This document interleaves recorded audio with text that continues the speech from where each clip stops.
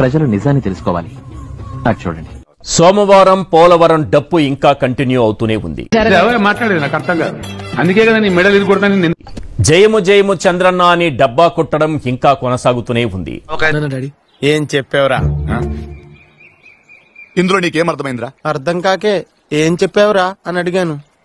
అయినా single gate పెట్టి ఆకాశమంత సంబరాలు జరిపినప్పుడు అదేదో ఆయన పబ్లిసిటీ స్టంట్ అని వదిలేశాం. ఏంటి బాబన్న ఇంకోసారి? ఆకాశమంత సంబరాలు జరిపినప్పుడు అదేదో ఆయన పబ్లిసిటీ స్టంట్ అని వదిలేశాం.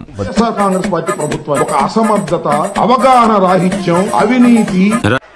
ఎందుకంటే దాని వెనుక బ్యాక్గ్రౌండ్ ఉంది. హోంవర్క్ చేసిన, హార్డ్ వర్క్ చేసిన, ప్లానింగ్ చేసిన, కుట్ర, ఇవన్నీ కలిసి ఇది జగన్మోహన్ రెడ్డి గారు పోలవరాన్ని ఎంత నాశనం చేశాయో అంత నాశనం చేశారు.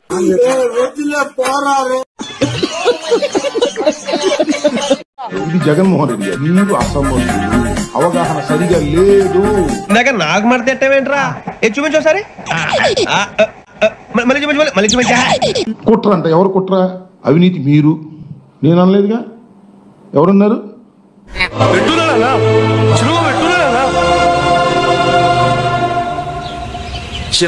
ఇప్పుడు జరుగుతున్నటువంటి పరిణామాల్లో అవంతి అన్నవాడు ఇక ఇందాక షణ్ముఖరావు బాగా చెప్పాడు.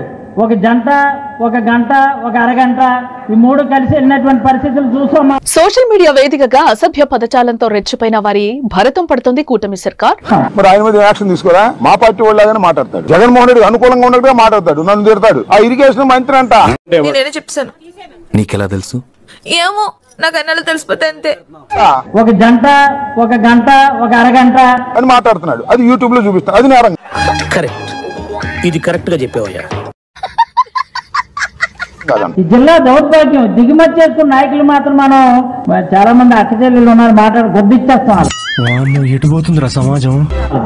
ఆ నాయకులు గుర్తిచ్చేస్తాం మనం ఇక్కడ ఉన్నటువంటి వాళ్ళని. బూతులు తిడతాడు. అది నేరం కాదంట. ఇన్ని బూతులు మాట్లాడేటటువంటి మీరు ఇవాళ మా గురించి చెప్తున్నారు. ఏంద్ర బాబుజీ ఇదే? ఏంది టార్చర్ మనకే? నువ్వు వెళ్ళిపోమ్మా. ఒక్క ఇటుకరాయి పెట్టి ఈవెంట్లు జరిపితే అదేదో ఆయన పబ్లిసిటీ పిచ్ అని ఊరుకున్నాం. 400 కోట్లు ఖర్చు పెట్టి పర్యాటకుల్ని పోలవరం తీసుకెళ్తే అదేదో ఆయన ప్రచార ఆర్భాటమని లైట్ తీసుకున్నాం. కానీ మనం పట్టించుకోవడం లేదు కదా అని చంద్రబాబు అండ్కో ఏం చేశారో తెలుసా? అరే నీ అబ్బా కుట్ర అంట. ఎవరు కుట్ర? అవినీతి మీరు. మోడీ గారు అన్నారు.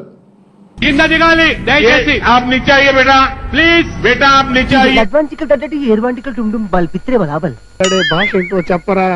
నేనెవరితో చెప్పను, రహస్యంగా చెవులో చెప్పు నాయనా. ఇక ప్రధాని మోడీ గారైతే పోలవరం మీకు ఏటీఎం అని ఎప్పుడో తేల్చేశారు. మరి అంత కాకరపోతుగడ్లో కనిపిస్తున్నానా? ఏటీఎం ఏది? ఏటీఎం పోలవరం ఇది ఏటీఎం అని మీ ప్రధానమంత్రి గారే అన్నాడు.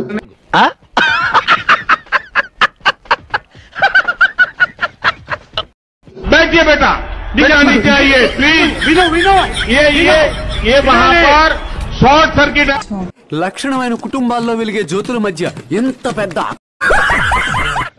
ఫండ్ ఇచ్చా ఆయన అన్నాడు. అవినీతి ఎవరిదండి? మాదే మీదే.